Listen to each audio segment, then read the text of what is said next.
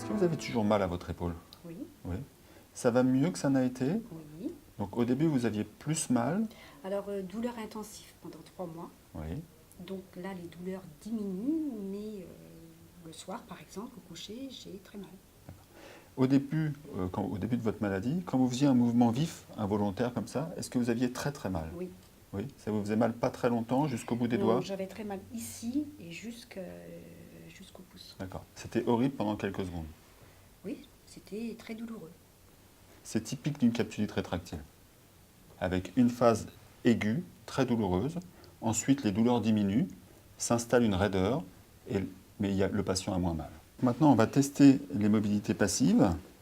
Donc on commence par le côté sain.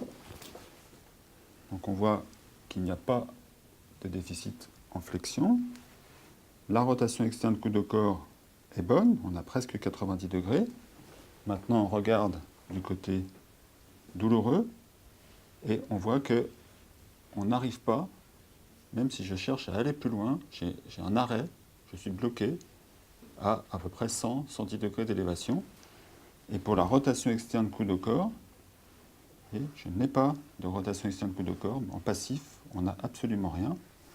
Et si on regarde la rotation interne, regardez, le bras tient tout seul au niveau de l'horizontale, alors que si je compare par rapport au côté opposé, détendez-vous complètement, voyez, il y a un bras qui descend et l'autre qui reste à l'horizontale, même en passif.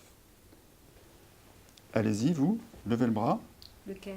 les deux, allez-y, complètement, tout en haut, et voyez que le patient ne peut pas lever le bras.